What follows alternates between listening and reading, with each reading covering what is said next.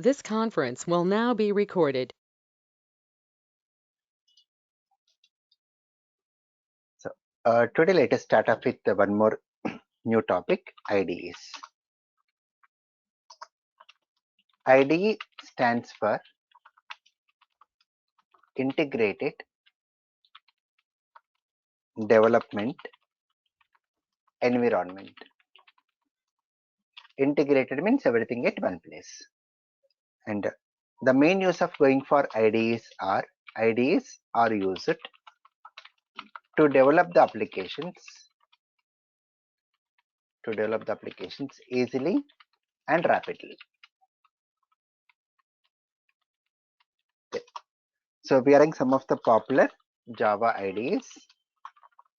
Popular Java IDEs are like Eclipse. This is the most popular and widely used by many Java developers. Then we are having IntelliJ, then NetBeans, JDeveloper,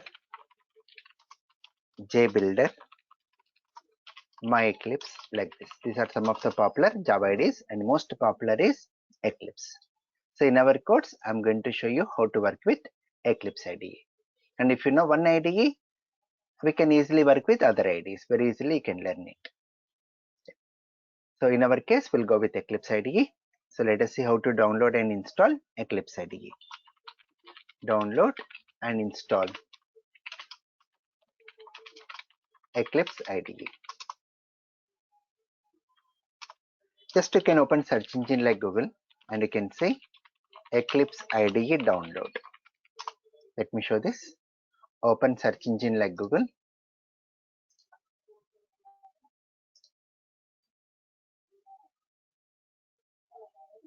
And you can search here for Eclipse IDE download. The first link what you get from eclipse.org, you can open this link.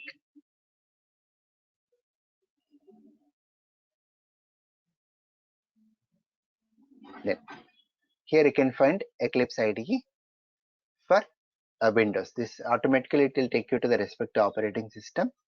So here it will directly take you to Windows here. So if you just click here, download x86-64. So where it is going to take you to the page where you can download for Windows operating system. So our work is just to click on this download button, which is going to download this file, Eclipse installer GRE Win64 exe file. So let me click on this download button.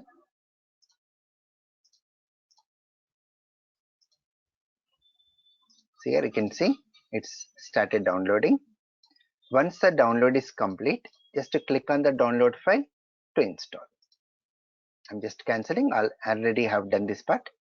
So once the download is complete, just to click on the download file to install. Let me show that also. So in my system, the file has been downloaded into downloads folder, and this is the file which has been downloaded for us. This is the file which has been downloaded. Just to run this application. So just to double click on this file. So click on run button.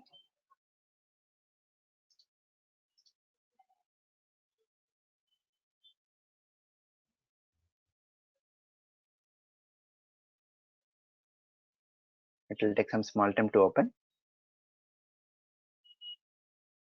And we can use this Eclipse IDE to install Eclipse IDE for Java developers, enterprise Java developers, PHP developers, C++ developers. So whichever you want to choose, you can choose from the list. So it's opening the installer.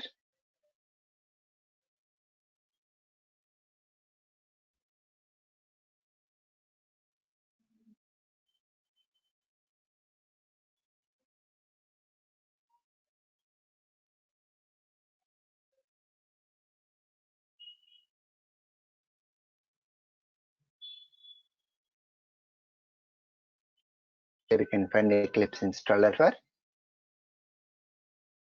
Java developers, enterprise Java and web developers, C++ like that. So in our case, we need to choose the second one. Remember, we need to choose the second one. Don't go for Java developers. If you go for Java developers, we can develop only standalone applications. Means we can work only with core Java. So if I want to work with complete Java, then I have to go with enterprise Java and web developers. So choose the second one. Then it will ask you where your JRE is located, Java located. So it will automatically take from the system, and it will ask you where you want to install Eclipse. So whichever the location you want to install Eclipse, it's up to you. And it's going to create a start menu entry and even a desktop shortcut. Our work is only to click on this install button. Then the green bar will be going on till it finishes the installation. That's it. So once the installation is complete, just you can close this. I'm just canceling, and you can close this window. And you can find, once the installation is completed, you can find a shortcut on your desktop. So this is a shortcut what it has created for us. Just run this application. Just double click on this icon, which is going to open Eclipse Ide for you. Clear everyone? How to get Eclipse on your system?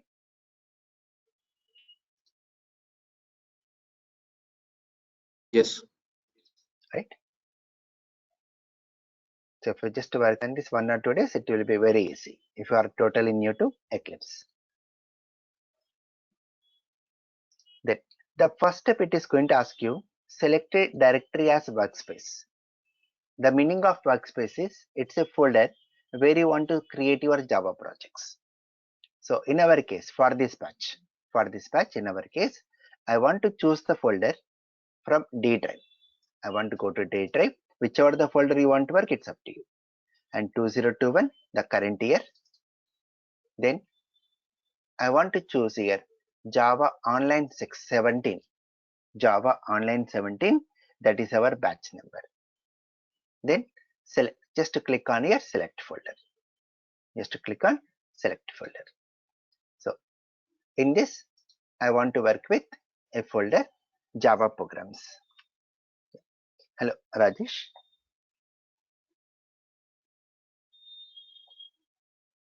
Hello, Rajesh. Hi Raj, good evening. Yeah, good evening, Rajesh. We are seeing about how to work with Eclipse IDE. Just Okay, if you just browse here, Eclipse IDE download in Google, it will take you to the page where you can download and install. Very simple. Just follow the okay, recording, you sure. can easily understand. Yeah, Then sure. once installation is complete, it will ask you to, once you run the application, it will ask you to choose a workspace. So in our case, for this batch, I'm choosing D drive 2021 Java Online 17, and I want to create a folder Java programs. So in this Okay, Java programs, I want to store all our projects here. So let me see, launch here. Any folder we can choose. And what is this Java Online 17? That is our batch number. What is the batch number? Java Online 17. Okay, in 2021 year. So do we need to remember this batch number? Means optional. The use of this batch number is only one use for us. Whatever the recordings I'm sending to you every day, please download onto your local machine. Let us suppose after some years you lost your recordings, and if you want to get your own recordings, just mention this batch number to me so that it will be very easy for me to get your own recordings. Even if you forget, no worries at all. By using your email ID, I can track your batch number and send the recordings to you. That's only the use of this batch number, nothing else. Now, once we open Eclipse, it will show the welcome page. You can just simply close the welcome window. Then this is the way how Eclipse looks. This is the place, the project explorer, where you can find the project names and the source code file names. And this is the place where you can see the source code file, the code of your program. Now let us see how to develop a Java application in Eclipse IDE. Developing a Java application in Eclipse IDE.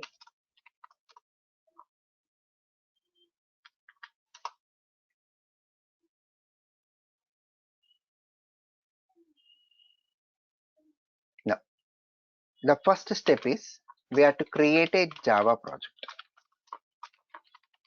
We have to create one project first. Let me show how to create the Java project. just to go to file in the menu, you can go to file and say new, and in the list you can see project. Click here and select here Java project. Click next.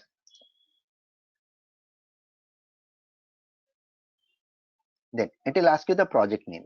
So I'm giving the project name as my project. Your wish, any name, whatever the name you want to use, you can use.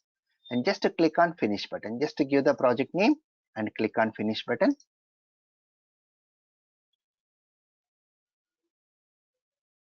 Then it will ask to create module info.java. Remember, click on don't create. Don't click on what? Don't create. Don't worry about module part now. Just to click here, don't create. Then it will ask you to open the Java perspective, say open perspective. That's it. Which creates a project for us, my project. Let me document how to create. Click on file, new. You can see in the list project, and under that select Java project. Then click next. It will ask you the project name. Give it as my project and click finish. When it asks you create module info.java, click don't create. Click what? Don't create. There. Now once the project is created, now under that project we have to create a Java source code file. So whenever we want to create a Java source code file, we have to create a class here. We have to create a class. So I can say create a class in Java project. In our case, it is my project. So how to create a class is just right click on my project. Whatever the project we have created, right click on my project and say new. And in the list, you can say class. Then it will ask you the name of the class. I'm giving welcome. To run a Java program, which method is required? Main method. So make a check mark to main method here in this one. Just make a check mark and say finish. Some skeleton code will come here. That is, it's going to create a class welcome with main method inside. So I need not type. If I use Notepad, I need to type every single character. But here, some piece of code will come to us. Okay. Now write the code. So here in main method, we want to display a message onto the screen. Then we'll say system.out.println, and the message should go in double quotes. And observe here in Eclipse, every statement should end with semicolon, right? But here, if I'm not ending with semicolon, line number 3, it's highlighting with red color line. And if I keep mouse pointer on this red color line, it's informing you syntax error, insert semicolon to complete. So in the case of IDEs like Eclipse, if you do any syntax errors, then immediately it's going to highlight that line with red color line. Just to keep mouse pointer on that red color line to know the details about your error. So it is auto compile. You need not compile, it is auto compile. So just to keep semicolon, then save the file as usual, Control S. There.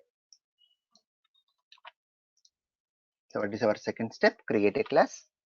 That is, right click on my project and say new class. It will ask you the name. I'm giving it as welcome and make check mark to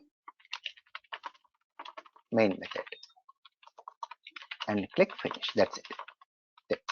The next step, type the following code in welcome.java. Type this piece of code in welcome.java. There. The final step, run the application. No need to compile, just run the application directly. Run the application welcome.java. How to run is, right click on this welcome.java here. In the program area, you can right click and say run as, and you can see the option Java application. Right click and say run as Java application, which opens a console window and displays a message welcome in console. This is our output screen. One more way of running is in the menu, you can see run. Under that, you can see run. The keyboard shortcut is Ctrl F11. Even if you click, the code is going to run and shows welcome. or we can even find a shortcut in your toolbar, this one. Even if you click on this green color symbol, even if you click here, it's going to run and show the output to us. So to run the code, right click on welcome.java and say run as Java application, which opens a console and displays welcome in console. That's it. That completes our first Java application in Eclipse Ide. Anyone having any questions?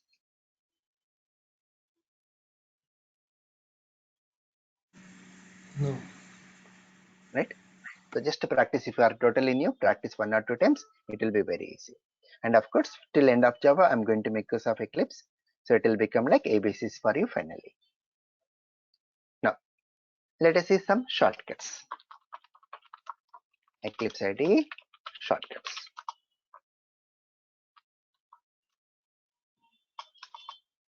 Let us suppose you forgot to make a check mark to main method. While creating the class, you forgot to make a check mark to main method. So main method will not come to us. Then how to get main method is, just we need to type main here. Just to type main, and on your keyboard, we need to press Control space enter. Combination. Control, then space enter. Then we get main method, including curly brace. Now, to display a message onto the screen, we use system.out.println. How to go with system.out.println is simply type sysout.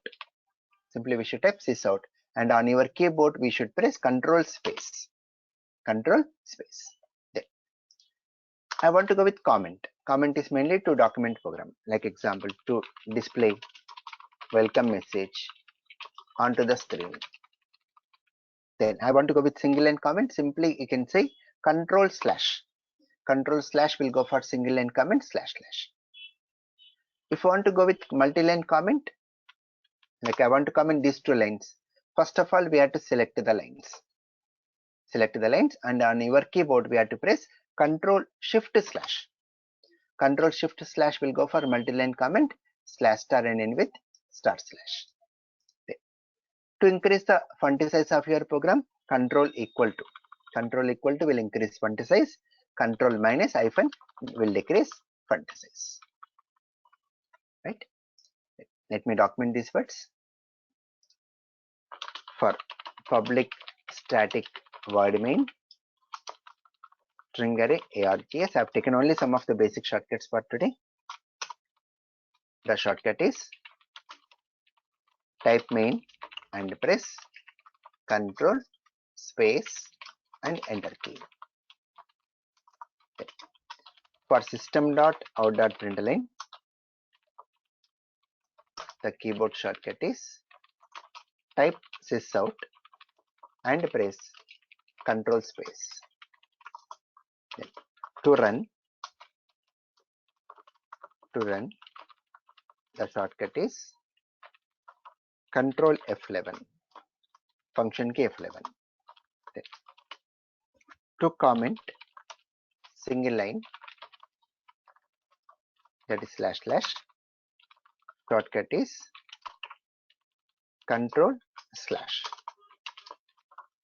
To comment multiple lines, that is slash star and end with again star slash, the shortcut is select the lines first. Select the lines and press Control Shift slash. Then to increase font size, the shortcut is Control equal to, which you can find below plus symbol. And to decrease font size,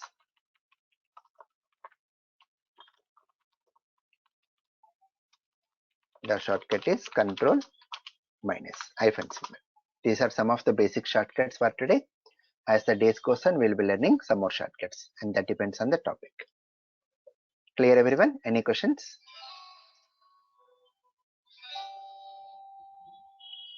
No.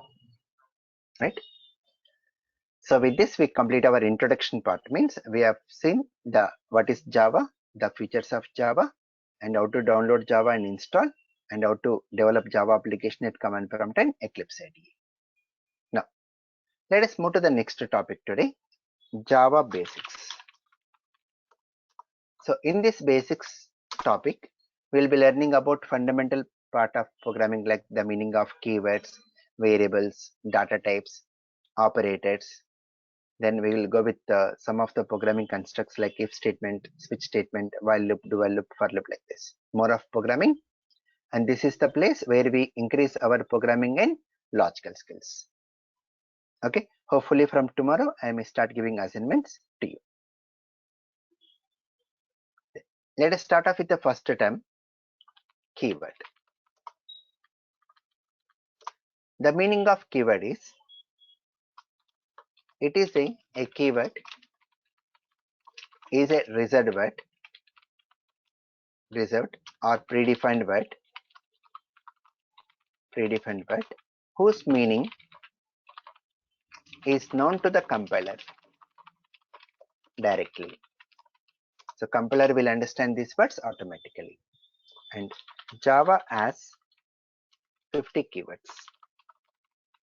Java has what? 50 keywords. And the examples are like, and you can remember, all keywords are small case letters. How to remember the case sensitivity of keywords? All will be in smaller case letters. Like examples, you can say public, static, void, main, then class, private, default, if, else, switch, while, do, for, like this. Okay. Then among this list of keywords, don't see etc. Okay, don't see etc.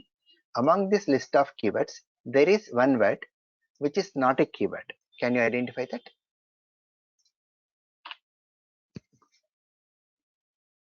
In this list, there is one word which is not a keyword. What is that?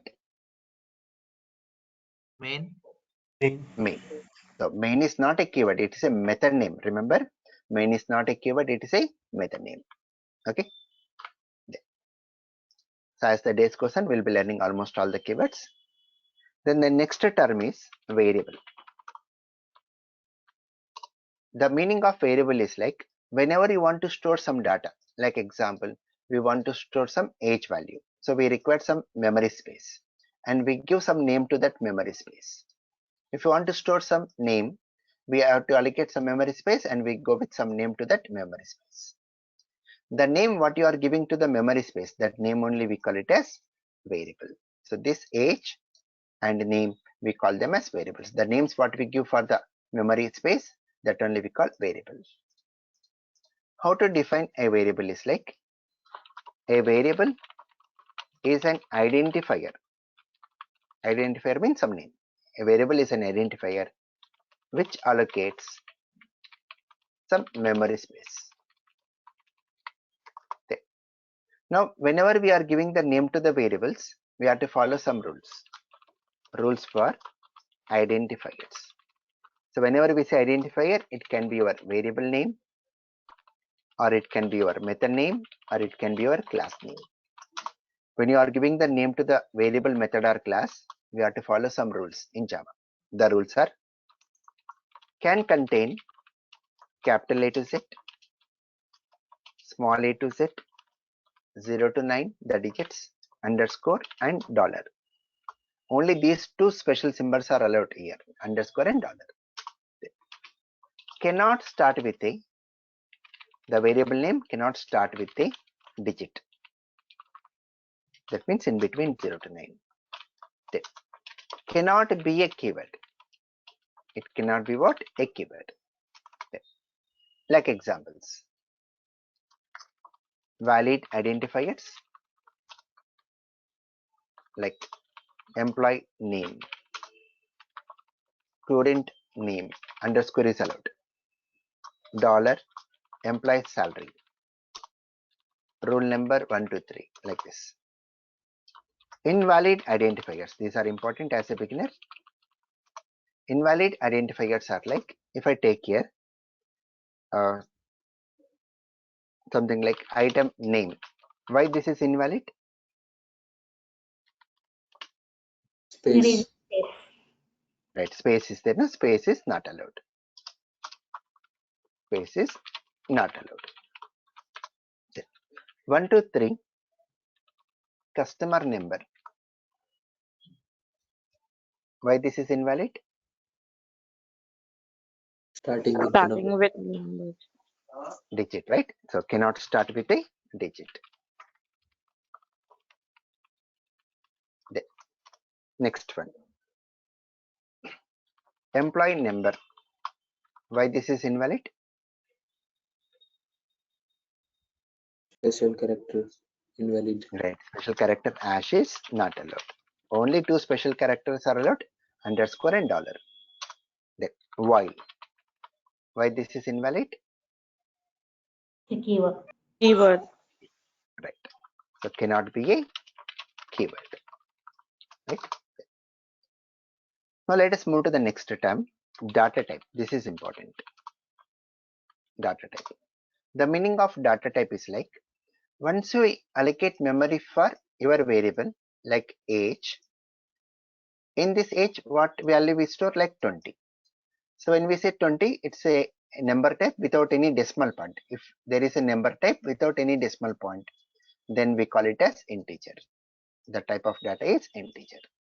Then if you take like name, in name we go with some collection of characters, like example Raj, where I'm going with collection of characters. Then we call it as string. Collection of characters in Java we call string.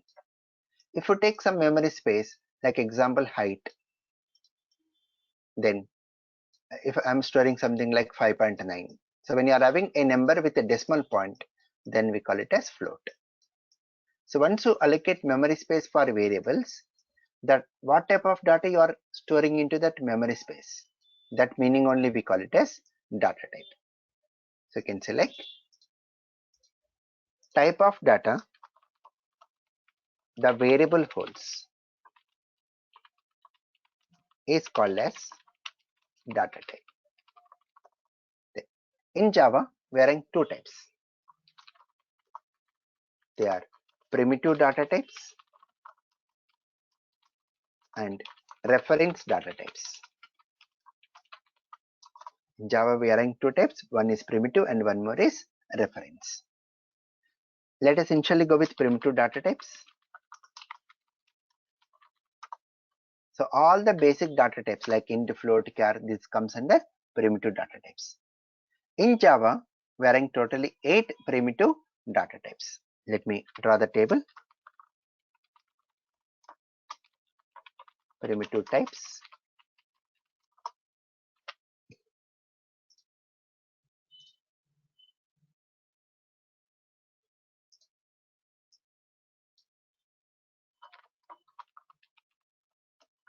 Primitive data types. In Java, we are having totally 8 primitive data types. Remember the count so that you can get the list very easily.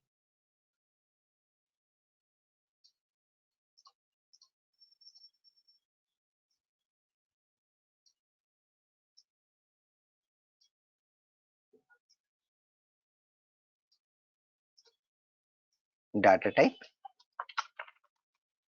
size, and default value. We are having the primitive data types like starts with byte, short, char, int, long, float, double, and boolean. So these are the 8 primitive data types, and all these are keywords only. So when I say keywords, all are smaller case letters. Coming to the size. So before we go to size, let us understand about declaration of variable. Declaration of variable. So why we need to declare variable is, in order to allocate memory space for variable, we need to declare. Without allocating memory space for variable, we cannot store the data. So we have to allocate memory space. For that only we declare the variable. So you can select, in order to allocate memory space for variable, we need to declare the variable. The syntax of declaring the variable is, we have to mention that data type, then space, variable list, variable 1 comma variable 2 comma, like that, variable n, and every statement should end with semicolon. Like example, you can say int a comma b. A and b are what data type here? Integer. What is the meaning of integers? Like any value without any decimal point, either positive or negative, right? There. Next one, character C. So the meaning of character is any value in single quote, a value within single quote, any single symbol only within single quote, that we call it as character. Then float means a value with a decimal point, any value with decimal point, either positive or negative, we call it as float. Then now based on the data type of variable, it's going to allocate some memory space in your RAM. How much memory space it's going to allocate? That is the meaning of size here. If you take a variable of type byte, it occupies 1 byte of memory. Short means 2 bytes. Character also 2 bytes. Integer 4 bytes. Long 8 bytes. Float 4 bytes. Double 8 bytes. Coming to Boolean, a Boolean can store only 2 values, true or false. True or false, and for Boolean it occupies 1 bit. Like example, if you take Boolean b1 equal to true, Boolean b2 equal to false. So in Boolean we can store only 2 values, true or false. And when we say true, the internal value what it stores is 1, and for false the internal value is 0. To store 1 and 0, we require 1 bit of memory. So that's the reason for Boolean it is 1 bit. Coming to the next one, default value. This is very, very important for us. If you take the programming languages like C or C++, if you declare a variable like int n, it's going to allocate memory space for n variable. And the value what it holds in this memory is, we cannot say what value it contains. And we call this one as garbage.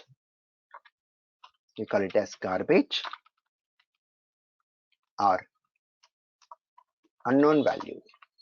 We don't know what value it contains. Unknown value.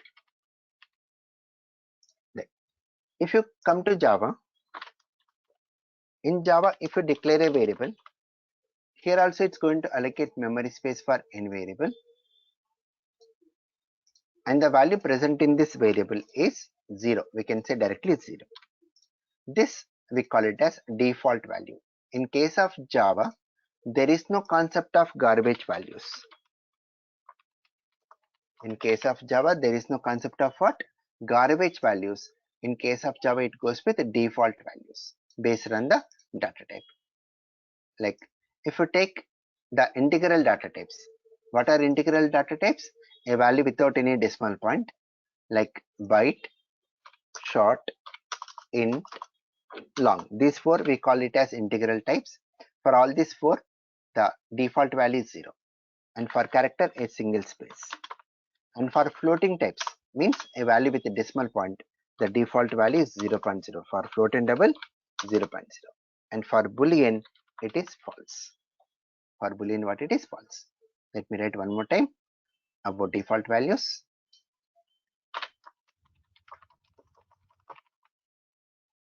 For integral type,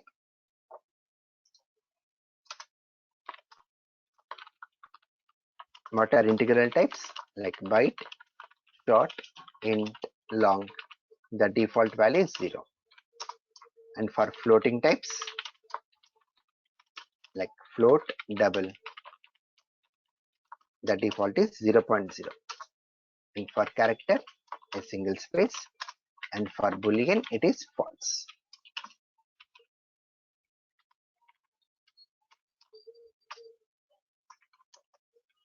And for Boolean, it is false. Now let us understand why they have given 4 different integral types and 2 different floating types. Let us understand this. When you take a variable of type byte, in byte we can store a value between, minus 128 to 127. This we call it as range of byte. This is range of byte. If you want to store a bigger value than byte range, then we go with the short. When we go with short, we can store a value between minus 32768 to 32767. This is the range of short. If you want to store a bigger value than short range, then we go with integer.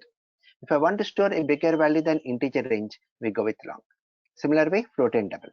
If I want to store a bigger value than float, then we go with double. No need to remember the ranges. No one will ask you about the ranges. Like example, we want to store a value like 100. I want to store a value 100. Then which data type will you prefer to use? Integer. Byte, right? We go for byte because the range of byte is 128 to 127. Then we go with byte. If I use long, unnecessarily 7 bytes are wasted because for long it occupies 8 bytes. But to store 100, I require only 1 byte. So we prefer to use byte. Only to save the memory. They have given different data types to us. Clear everyone up to here? So this is representing the decimal values like minus 128 to 127. Right, only decimal values without any decimal point. When you want to go with a decimal point like 3.14, we go for float or double. Okay.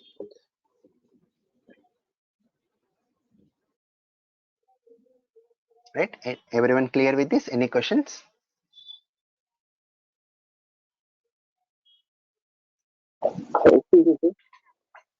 Yeah, yes, Madan. Sir, I didn't get that garbage one, like how 3536 Yeah, I don't know. See here, simple words to say. Whenever you declare a variable, in the case of C or C++, it's going to allocate memory space for n. I just type out some random number here. I don't know what value it holds. Programmer won't have idea what it contains. Have just type out one number 3532, any number. That meaning we call garbage, means unknown. We don't know what it contains. We don't know what value it holds. Got it? It doesn't have any default value. Can you repeat? It means it doesn't have any default values. Right? No, there in the case of C, C++, no default values. Yeah, I got it. Yeah, if you are not giving any value to variable, a value should be given by the language. That such type of concept is not present for C or C++. In case of Java, if you are not giving any value to variable, it will go with the default value. Got it? And I've listed out the default values. And this concept you will understand more when we come to object-oriented programming. At that place, we use this concept once again, default values. Okay, Madan? Right.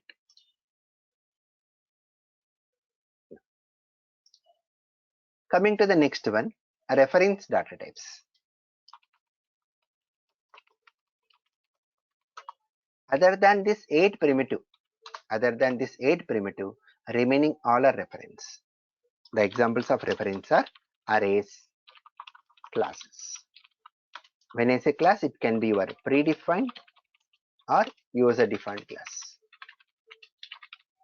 Either it can be your predefined or user-defined. Okay, so more about reference data types I will start. Once we complete the basics part, I'll be starting off with arrays. Then after that, we go with object-oriented, where we discuss about classes. We are having some important points on data types.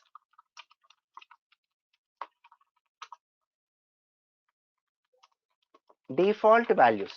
Just now I said something about default values. No, default values are applicable only to the data members of the class. Data members of the class, not for local variables. The meaning of data members is declared within the class. And the meaning of local variable is declared within a method. Let me elaborate. If you take a class sample, and if you declare any variable inside the class, then we call it as data member. Let us go with a method xxx. I'm just going with a method xxx. Okay. Now inside the method, if you declare any variable, then we call it as local variable. So other than local variables, remaining all are data members only. Any local variable means declared inside a method is local variable. Now let us print the value of local variable. So I'm using SOP n. In the document, SOP means system.out.println. And what is the use of system.out.println? To display messages or value of variables. So whenever you want to display some message or value of variable, we use system.out.println, and in the document I'll be using now onwards SOP. To run a Java program, which method is required inside the class? Main. Main method, right? So let me go with the main method. I'm writing only part of main here. Inside this main method, let me create object of sample class. How to create object? I said starting day, the class name, object name equal to new class name. Don't worry too much on this. How to create object? Class name, object name equal to new class name. Now by using object, if I try to print the value of m, by using object I'm printing the value of m, then what value it's going to print for me here? 0. 0, because I did not give any value to m. If you are not giving any value to this data member, since it's of type integer, then the value what it takes internally is 0. That's meaning of default value. Okay. Now by using object, if I call the method xxx, by using object I'm calling xxx, the control will jump to this method, and you are declaring one local variable and you are trying to print it. Then what value it's going to print here for me?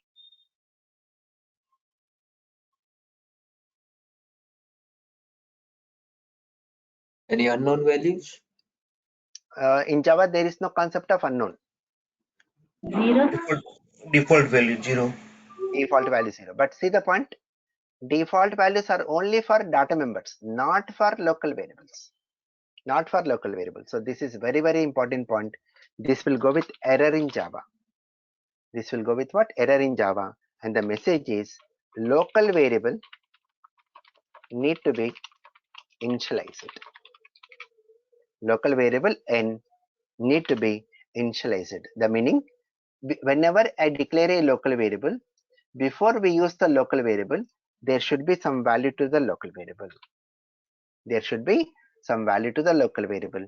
Without giving any value to local variable, if I'm trying to use it, that will go with error in Java. So what is the point here? The next point, local variables need to be initialized. Everything I'll be discussing programmatically. Okay, once we start writing the code, everything I'll be showing programmatically. Then one more point, memory allocation for reference data type. Memory allocation for reference data type is done during runtime using new operator. That's the reason when you are creating object of your class, we are using new operator. More about this point I'll discuss once we come to arrays topic. Okay. One more last point, default value for reference data type. Any reference data type you take, default value for reference data type is null. Like example, if you take a string s, if it is data member only, because default value is only for data member, and if you try to print the value of s, then it will be null here. Any reference type you take, it will be null. Okay, so last 2 points, don't worry too much. I will be discussing more when we come to object oriented, right?